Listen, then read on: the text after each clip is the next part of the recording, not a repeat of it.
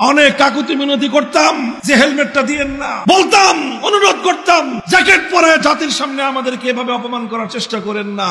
আরে এমনও দৃশ্য দেখেছি, আমরা কোর্টের গারদে 15 জন 20 জন বন্দী আছে, সকলের জন্য খাবার আসতেছে, ওই সমস্ত বন্দীরা আমাকে একটু আপ্যায়ন করতে চায়, পুলিশরা বলতে যে সবাইরে খাওয়ান, কিন্তু হুজুরদের খাবার দিতে পারবেন না। কেন?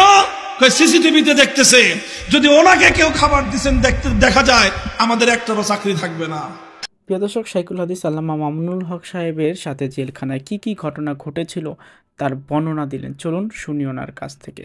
আমাদেরকে কোর্টে যখন তুলতো, আমাকে কোর্টে তুলবার সময় আমাদের চরম আপত্তির মুখেও একটা হেলমেট পরাতো, বুলেট প্রুফ জ্যাকেট পরাতো, আর এইভাবে জ্যাকেট পরায়, হেলমেট পরায়, হাতের মধ্যে হ্যান্ডকাপ লাগায় মিডিয়ার সামনে আমাদেরকে তুলে ধরতো।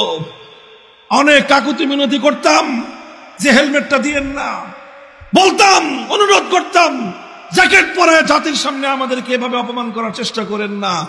পুলিশরা অনেক সময় চোখের পানি ছেড়ে দিয়ে বলতো যে হুজুর কিছুই করার নাই, উপরের অর্ডার, উপরের অর্ডার।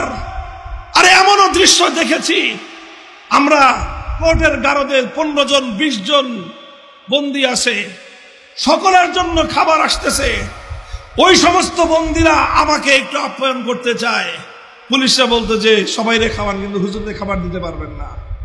কেন? সিসিটিভিতে দেখতেছে, যদি ওনাকে কেউ খাবার দিচ্ছেন দেখা যায়, আমাদের একটারও চাকরি থাকবে না। এইভাবে দিনের পর দিন, এইভাবে 3টা বছর এক একটা করে দিন কেটেছে, এক একটা দিন মনে হয়েছিল হাসরের মাঠের দিনের মতো। আমরা এগুলো সহ্য করেছি, আলহামদুলিল্লাহ, আলহামদুলিল্লাহ সহ্য করেছি। এর বিনিময়ে এই দিয়েছেন আল্লাহ পাক, 2024 সালের 5ই আগস্ট দুপুর বেলায় আমাদেরকে কোথাও মাহফিল করতে হয় নাই, কোথাও মঞ্চ করতে হয় নাই, কোথাও সমাবেশ করে মূর্তির বিরুদ্ধে আমাদেরকে কোনো কথা বলতে হয় নাই।